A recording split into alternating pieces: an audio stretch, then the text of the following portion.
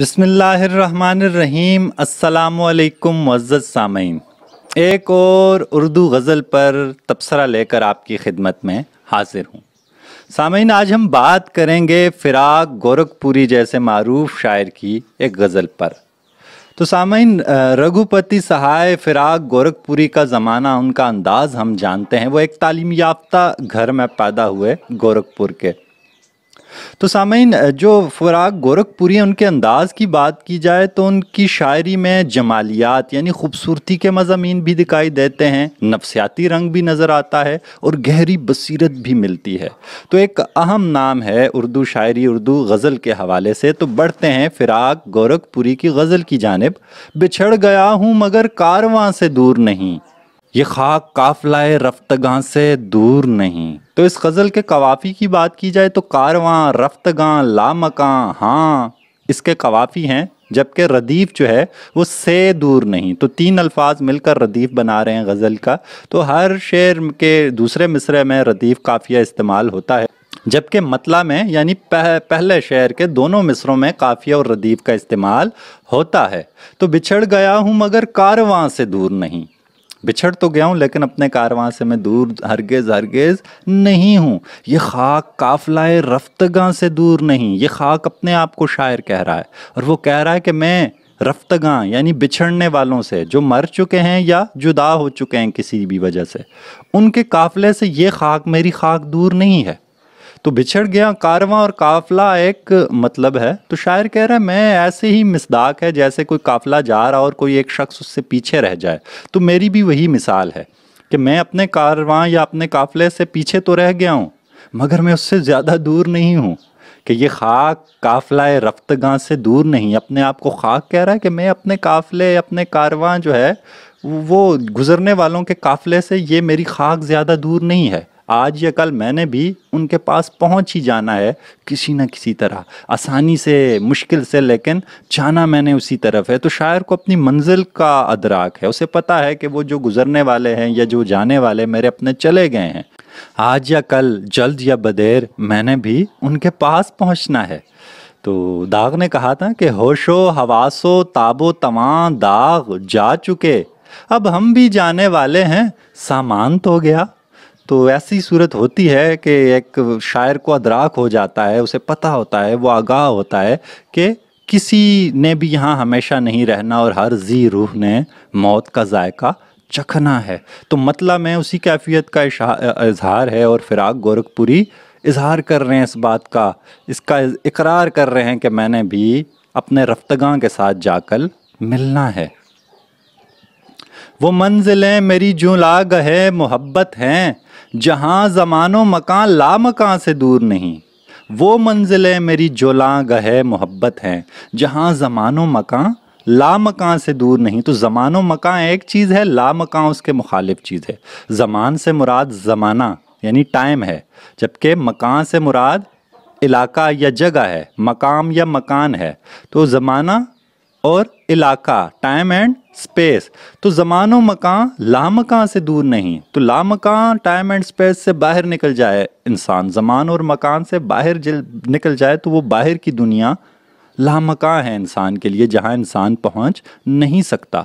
तो शायर कहता है जो मेरी मोहब्बत है उसकी मंजिलें, उसकी जुलागाह की मंजिलें, तो वो मकाम है जहाँ मकान और लामकान आपस में एक दूसरे से मिलने लगते हैं, यानी लामकान तक मेरी मोहब्बत की रसाई है। तो मेरी जुलागाह कहते हैं जहाँ हरकत बरकत हो, जहाँ इंसान के खेलने का या उसके अमल के जो अमली इक़दामात करने की जो जगह हो।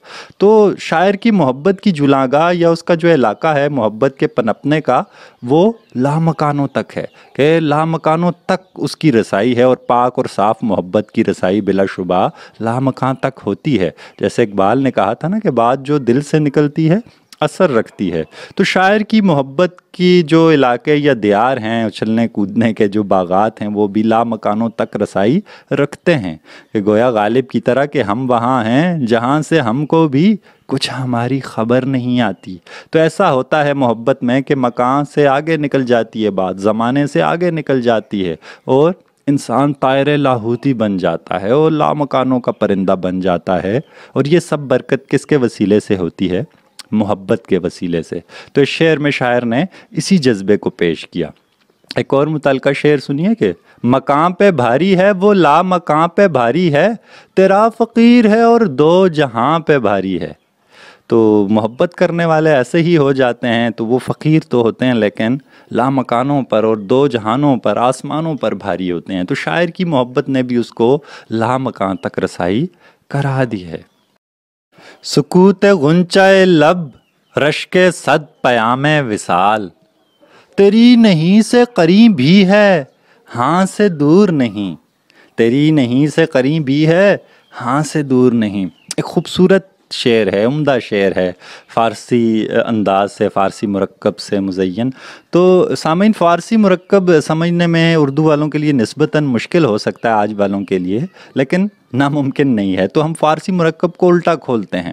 سکوت غنچۂ لب، لبوں کے غنچے، لبوں کی کلی کا سکوت یا خاموشی۔ تو غنچہ کہتے ہیں کلی کو، پھول بننے سے پہلے جب پھول کھلا نہیں ہوتا تو غنچہ ہوتی ہے۔ تو سکوت خاموشی کو کہتے ہیں۔ تو لبوں کے غنچے کے سکوت کیا ہے؟ رشک صد پیام وصال، وصال کے 100 پیغاموں کا رشک ہے، یعنی وصال کے 100 پیغامات رشک کریں گے ایسی خاموشی پر کہ جس میں محبوب کے لب وہ پھولوں کی طرح خاموش ہوں، جیسے پھولوں کی کلیاں خاموش ہوتی ہیں لیکن ان کی خاموشی میں آوازیں ہوتی ہیں، ان خاموشی میں چیخ ہوتی ہے، ایک خوبصورتی کی چیخ کہہ دیں، ایک آواز ہوتی ہے، ایک نغمہ ہوتا ہے۔ تو خوبصورتی کی اپنی آواز ہوتی ہے بھلے اس میں خاموشی ہو۔ تو شاعر کہتا ہے ایسی خاموشی پر محبت یا وصال کے سینکڑوں پیغام قربان کیے جا سکتے ہیں۔ تو اس سے مراد یہ ہے کہ محبوب کے ہونٹ بند ہیں تو وہ ایک طرف نہیں بھی یعنی انکار بھی کر رہا ہے محبت سے میری، اور دوسری طرف اقرار بھی ہے کیونکہ اس نے نہ تو نہیں کیا۔ تو محبوب کی خاموشی دو طرف اشارہ کرتی ہے، ہاں کی طرف بھی اور نہ کی طرف بھی۔ تو اس لیے کہہ رہا ہے جو میرے محبوب نے اپنے ہونٹ بند رکھے ہیں، اس کے بجائے اگر وہ 100 دفعہ کہتا کہ آؤ مجھ سے ملو، میں تم سے محبت کرتا ہوں، ایسی 100 باتیں اس خاموشی پر قربان ہیں۔ کیوں؟ تیری نہیں سے قریب بھی ہے ہاں سے دور نہیں، کیونکہ اس میں وہ محبت یا وہ اپنائیت ہے جو بولنے میں اور اقرار کرنے اور اظہار کرنے میں نہیں ہے۔ تو شاعر کو یہ خاموشی پسند آ رہی ہے، اس کو یہ بھلی لگ رہی ہے۔ تو جیسے شاعر نے کہا تھا کہ اقرار نہ انکار بڑی دیر سے چپ ہیں، کیا بات ہے سرکار بڑی دیر سے چپ ہیں۔ تو بعض اوقات ایسا ہوتا ہے کہ چیزیں خاموش ہو کر زیادہ اچھی لگ رہی ہوتی ہیں۔ تو سکوت غنچۂ لب رشک صد پیام وصال، تیری نہیں سے قریبی ہے ہاں سے دور نہیں۔ تیرا کلام بھی خاموشیوں کا حامل ہے، میرا سکوت بھی لفظوں بیان سے دور نہیں۔ تیرا کلام بھی خاموشیوں کا حامل ہے کہ تم بولتے ہو تو وہ بھی لگتا ہے کہ اس میں خاموشیاں ہیں، میرا سکوت بھی لفظ و بیان سے دور نہیں۔ اور دوسری طرف یہ صورتحال ہے کہ میرا چپ رہنا بھی ہے، اس میں بھی شور ہے۔ اب کیفیت تقریباً ویسی ہی چل رہی ہے چونکہ آوازوں کی اور باتوں کی بات ہو رہی ہے۔ پچھلے شعر میں بھی ایسی کیفیت تھی کہ اقرار اور انکار دونوں سمجھ نہیں آ رہے تھے شاعر کو، اور وہ چاہتا تھا کہ محبوب یوں ہی خاموش رہے، لیکن یہاں وہ کہہ رہا ہے کہ تیرا کلام بھی خاموشیوں کا حامل ہے، کہ تیری گفتگو میں بھی خاموشی ہے اور میری خاموشی میں گفتگو ہے۔ اب یہ کیا صورت ہے؟ تو بہرحال ایسا ہوتا ہے، بعض اوقات کیفیات ایسی ہوتی ہیں جیسے کہ ہم کریں بات دلائل سے تو رد ہوتی ہے، ان کے ہونٹوں کی خاموشی بھی سند ہوتی ہے۔ تو بعض اوقات خاموش لوگوں کے، ان کا خاموش رہنا، ان کی یعنی پھر بھی اتنی وقت ہوتی ہے، کچھ لوگوں کی اتنی ویلیو ہوتی ہے، ان کی اتنا درجہ ہوتا ہے کہ وہ چپ رہتے ہیں اور ان کی بات سند ہوتی ہے۔ لیکن کچھ لوگ بیان کرتے رہتے ہیں، روتے رہتے ہیں، چیختے رہتے ہیں، لیکن ان کی کچھ وقت یا کچھ آبرو نہیں ہوتی۔ تو یہاں صورت تھوڑی مختلف ہے۔ یہاں شاعر اپنے بارے میں کہہ رہا ہے کہ میں خاموش رہنا بھی سمجھ لو چیخیں ہے، بولنا ہے، اور اس کا خاموش رہنا، اس کا بولنا بھی یوں سمجھو خاموشی ہے۔ تو کیفیت ہے، شاعر کبھی ایک طرح محسوس کرتا ہے، کبھی دوسری طرح محسوس کرتا ہے۔ تو شاعر کے محسوسات پر کوئی پابندی نہیں لگا سکتا۔ اسی کو سینے سے اپنے لگائے پھرتا ہوں، وہ ایک غم جو غم رفتگاں سے دور نہیں۔ وہ ایک غم جو غم رفتگاں سے دور نہیں، پھر غم رفتگاں آ گیا، پھر بچھڑے ہوئوں کا غم، ان کا دکھ آ گیا۔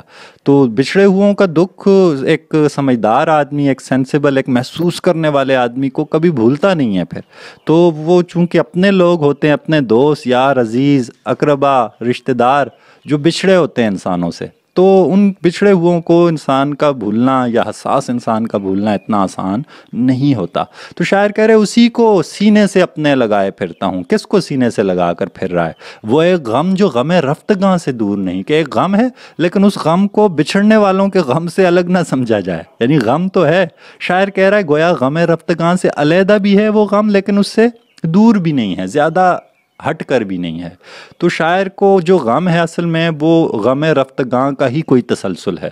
تو وہ بچھڑنے والوں کے غم سے شاعر کو کوئی ایسی کیفیت لاحق ہو گئی ہے، کوئی پریشانی یا کوئی اداسی لاحق ہو گئی ہے کہ اب وہ اس کو کھل کر بیان بھی نہیں کر سکتا۔